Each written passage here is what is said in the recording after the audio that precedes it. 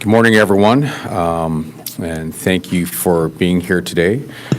I do want to acknowledge that we're hosting today's press conference on the unceded territories of the Musqueam, the Squamish, and the Tsleil-Waututh First Nations, and I do want to thank them for their generosity and their hospitality and the love and care they show this land that we get to live, work, and play on. I also want to acknowledge all of my teammates up here, be it the City of Vancouver, VPD, Vancouver Fire and Rescue, the Vancouver Police Board, and my teammates on council. Now, before we get started, on behalf of everyone standing on stage with me today and everyone who's part of the City of Vancouver family, we do want to extend our condolences once again to the families of the victims, people that were injured, anyone who was at that event. It was a pretty traumatic incident, and we know a lot of people are hurting and are suffering, and we just want to extend our thoughts and our love your way.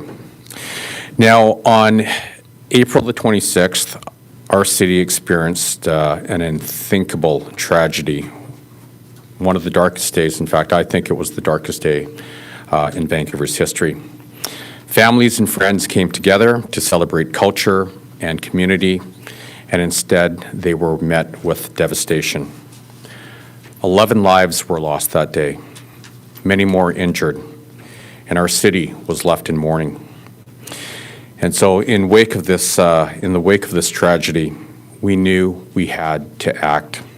And that's why I immediately called for a joint review by the City of Vancouver and the Vancouver Police Department, not just to understand what happened, but to ask the hard questions, to look at our systems, and to make them stronger. I asked for a preliminary report to be presented within 2 weeks. The report we're releasing today is just a first step, a factual overview of how public outdoor events are planned and permitted in our city, what planning was done ahead of the Lapu Day celebration, and what changes are already underway to enhance public safety. This review is also about learning and making immediate changes to keep people safe at public outdoor events, whether it's a block party, a parade, or a cultural celebration. Based on the info gathered and reviewed to date, the preliminary report shows that the proper safety processes were followed ahead of the Lapu Day festival. The event was well organized. All the right steps were taken, including multiple reviews, site walks, and coordination with first responders. But that doesn't mean that those steps were enough. And that's what this moment demands, a rethinking of how we assess risk, how we respond to emerging threats, and how we ensure people, no matter where they are in this city, feel safe gathering in public spaces. One of the most urgent challenges we now face is how to protect people from the growing threat of vehicles being used to cause harm. It's a very deeply unsettling reality, and it's forcing cities around the world to rethink what safety looks like in our streets, at our events, and in the public spaces that we all share.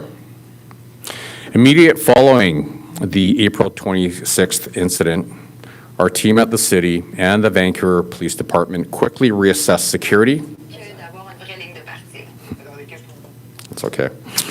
Reassessed security for the Vancouver BMO Marathon.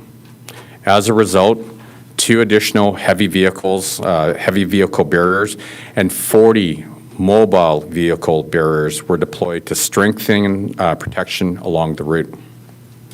Similar safety measures were implemented at the BC Buddhist Festival with more police officers on site and additional bollards installed to protect attendees. These were the first of several immediate changes. Since the incident, the city and the Vancouver Police Department have been working to develop new tools to enhance event assessment to consider gathering size, layout, location, road access, and other emerging risk factors. We're also updating a centralized database to track and monitor risks across all upcoming events, improving coordination between city departments, the Vancouver Police Department, first responders, and event organizers. And to enhance on-the-ground safety, the Vancouver Police Department has invested in new mobile vehicle barriers, which are highly effective tools used in other cities these devices have just arrived, and they can be deployed quickly to prevent vehicle-related incidents, whether accidental or intentional, at public gatherings. We're also working closely with organizers of upcoming events, reassessing safety plans and adapting our responses where needed. As we await the findings of the province's Commission of Inquiry into Community Event Safety, we will review and consider their recommendations into a final comprehensive report this summer. But let me be very clear today.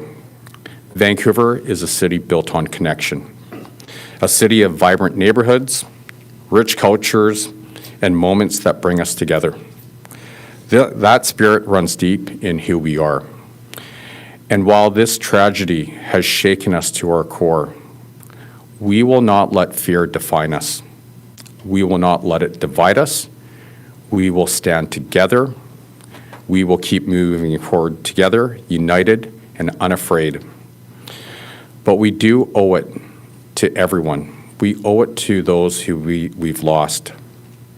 We owe it to every single person who calls Vancouver home to take every step possible to prevent a tragedy like this from ever happening again.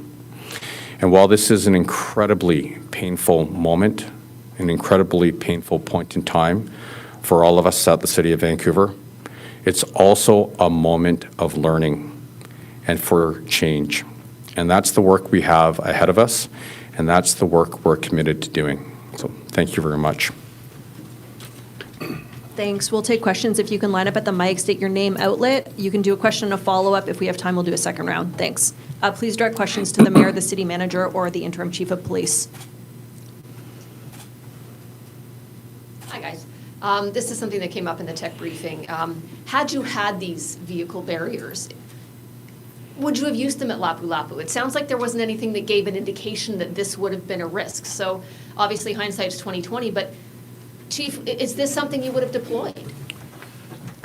As one of our members stated at the technical briefing, hindsight is 20/20, and nothing indicated for any change with the organizers from how well this event went the previous year. It was classified as a family-friendly event, and the risk assessment would not have warranted heavy barricades. So much of this is hindsight is 20/20. How can you go about predicting the unpredictable? How is it possible to ensure safety for large events when something can happen that is almost impossible to predict? Do you want to start? No. You can't be in the hearts and minds of every citizen anywhere in the world. We will look forward to seeing the recommendations. We are already working ahead of the recommendations on planning vigilance, and we're going to work hard to ensure every venue is safe, every patio, every through street is safe. And as the mayor said, we're a vibrant, diverse city, connecting neighborhoods, and we're going to ensure public safety for those events and continue to connect the city. You know, if I can just add to that, you're absolutely right. We cannot predict what's in the minds of every single individual, but we're not using that as an excuse as well. There are things that we can do to react to make this place safer, and that's what we did. And so you can look at what happened. Literally the next morning, there was the Vancouver Sun Run. There was a reassessment there. With the BMO Marathon, there was 2 heavy vehicle barriers and 40 mobile vehicle barriers as well. More policing at the Buddhist Festival. And we will continue to bridge that gap until the report comes out. Bonjour, Julie Landry, Radio-Canada. With that preliminary report, what are the changes imposed to the organizers of events right now? Immediate changes imposed? Are there any? Well, on the interim report, there is nothing that will be imposed on us. The final report and the provincial review or commission from the province could impose, and we'll obviously, our own city report, the recommendations will take on full value, but nothing has been imposed on us as of yet. And you said it in the place of there. What has changed for you at the VDP since then that you're self-imposing? Self-imposing is where, regardless of the cost, if an organizer of a community event feels anxious or nervous and would like presence, we will have presence there. We will support the community and to help us get through this phase. So that's what.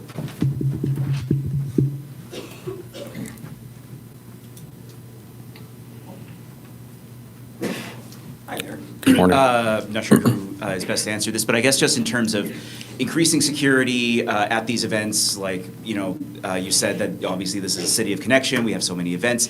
How important is it to balance kind of the increase in security, depending on what these reports yield, with, making events welcoming? Like, in the past years, there's been criticism that sometimes event security has felt too heavy-handed. So what's being done to kind of make sure you get that balance right? Do you want me to start or do you want to? Yeah.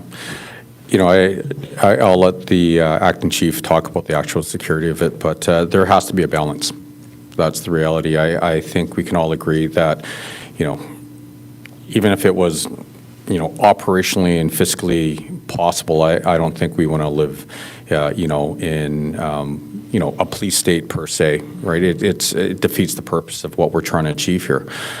And we take public safety incredibly seriously. And so the onus is upon us to make sure that we do the right security assessments and, we strike a balance. And, that's what we'll continue to do. But let me be very clear as well. It was the darkest day in Vancouver's history. And I think, the city of Vancouver lost a bit of its innocence on April the 26th. And that's just the new reality. And so we do have to strike a balance where, people can feel safe celebrating festivals and their culture in the city of Vancouver in a safe manner. Sure. The key word the mayor just used is balance, because 100% you're correct that there are community organizers that do not want a police presence, a heavy police presence. So balance is the key. That, technically that could mean anywhere from a wider perimeter. It could mean low visibility police presence. Lots of things where the organizer would be assured their safety without being imposing as a police state kind of feeling to it.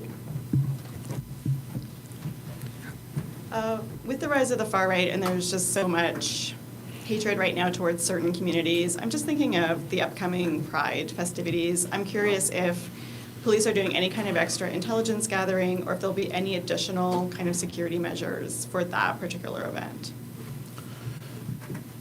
Pride is one of the top 8, 9, 10 events that we deploy very robustly for.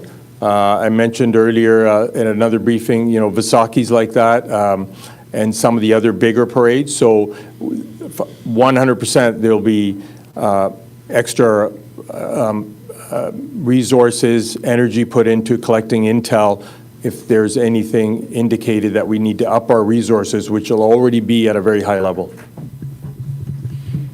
And Jen, just on that as well, I want to be very, very clear as well. Pride is incredibly important.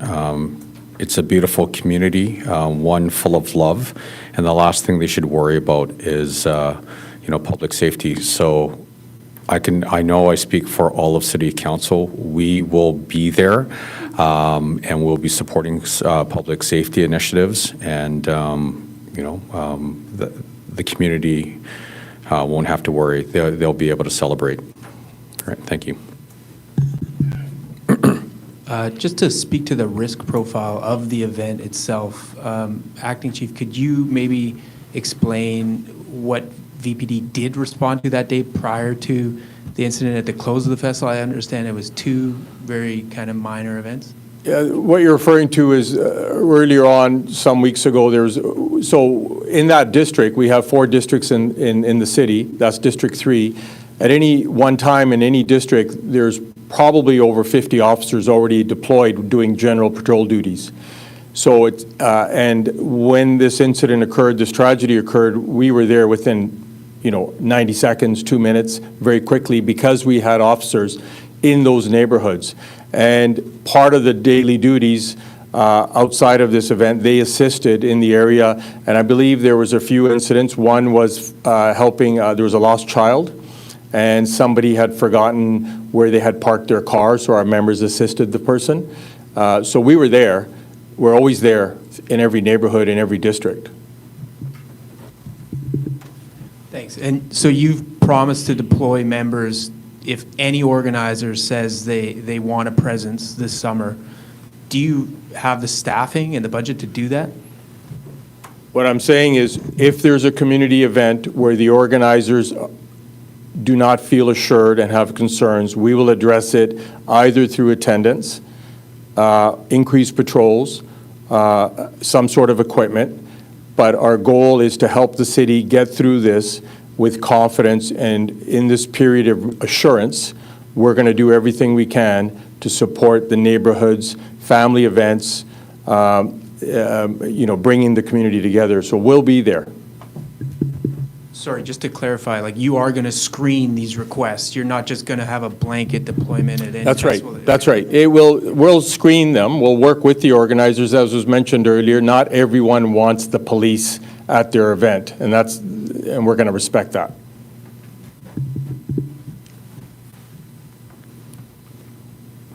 Going once? Going twice? Okay, that's a wrap today. If anyone needs further questions or follow-up, media@vancouver.ca or media@vpd.ca. You should have the info bulletin in your inboxes. Thanks for coming today. Have a good one.